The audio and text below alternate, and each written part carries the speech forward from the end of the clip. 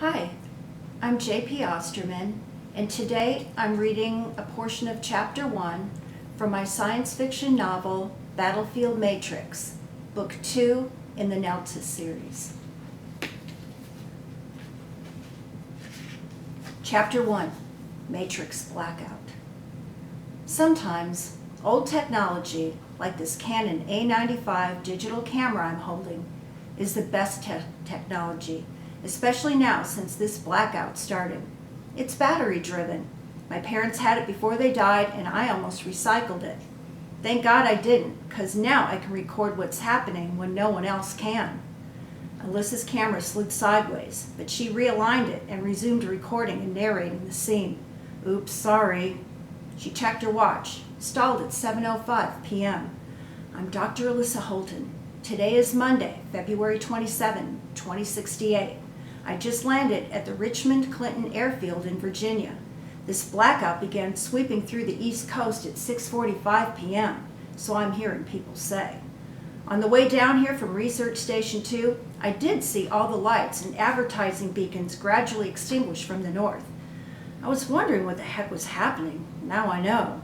But I never would have believed a quantum computer matrix blackout could occur on a global scale, leaving everyone in the dark.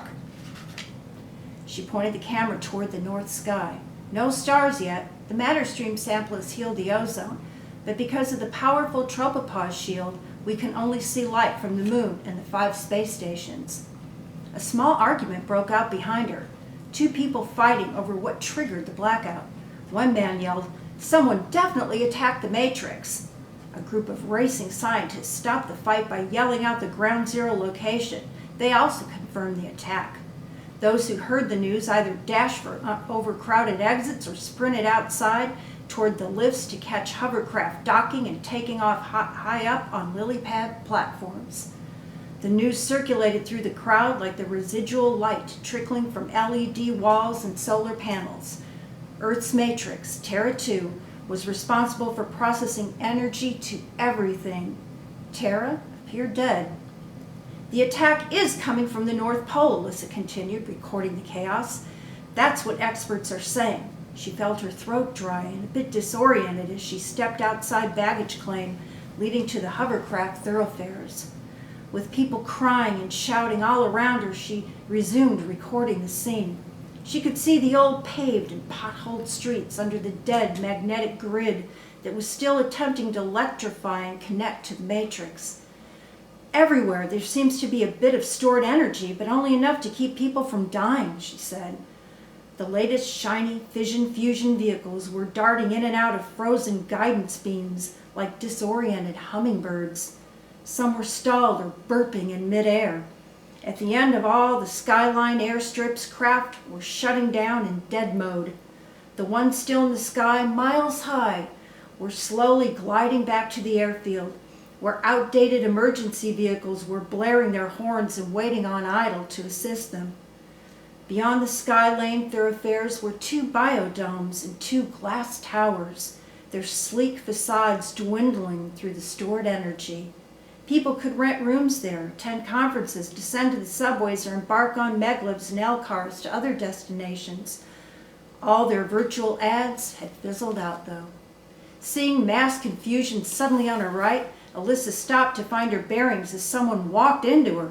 Rubbing her shoulders, she waved for people to go around her. She was now yards away from a busy crossing. Again, she retested her wrist device to connect to Terra. Then she noticed that every portable tablet and interactive accessory around her was also dead and unresponsive. Nothing, not even a verbal app. The quantum computer seems to have lost all interpersonal capability. She began recording a woman shouting at her stalled avatar, like someone yelling at a disobedient dog on a leash. "Come on, we gotta go!" She was crying and appeared lost. "What do I do?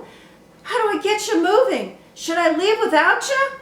Her life-size avatar was holographic bright in its yellow projection light, but frozen, as were others alongside the curb and inside the building. People had called on them for help, but weren't receiving any answers, just blank avatar stares. One man threw down his portable tablet and stomped it into cinders.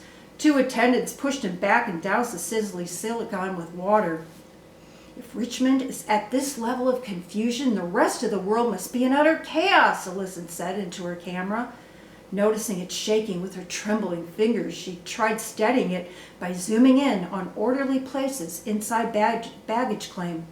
The ceiling processors, 3D wall zone screens, and hub processing mounds on the walls inside the building.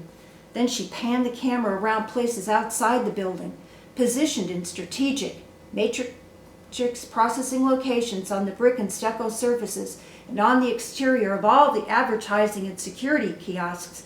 Matrix processor mounds appeared structurally sound and thick in their beehive shapes, but only black in their concave niches, not rainbow processing.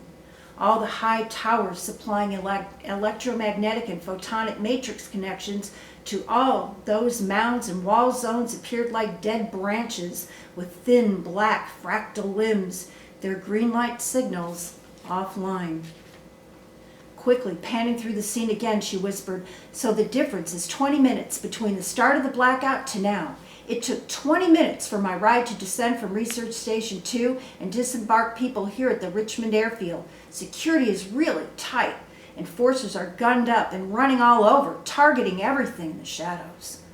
A disheveled Asian woman nearly ran into a stalled hover cart, stopped, and then shouted, "If Matrix techs can't resolve the blackout, I heard a Stealth Force officer just say that the 9 o'clock final communication with the Neltons might not happen." Alyssa zoomed in on her frightened expression. "It's gotta happen," a man stopped and cried. "I can't believe it won't," said another bystander, flipping closed his wrist device. He was a Stealth Force officer, out of uniform. Alyssa focused on his Stealth Force insignia on the cover of his wrist device, a gold eagle surrounded by 3 stars symbolizing Space Station 2. That meant he had the latest information, and he tried to comfort the panicking woman by telling her that, "It's true, lady.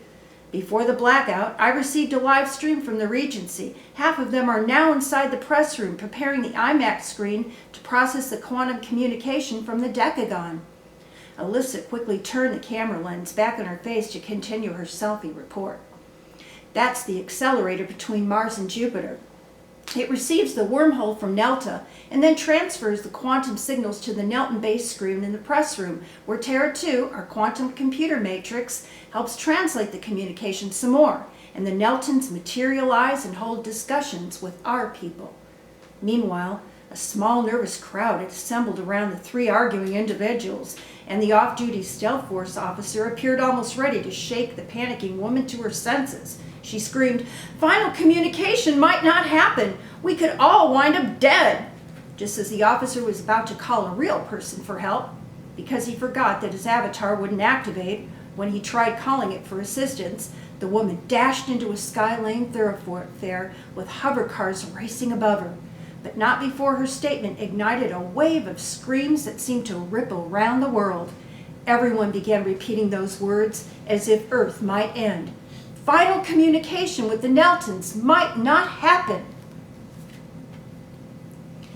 That's Battlefield Matrix, Book 2 in my Nelta series. You can find it at Amazon. It's available for KDP and in paperback form. Will that final communication happen? Gotta read it for yourselves.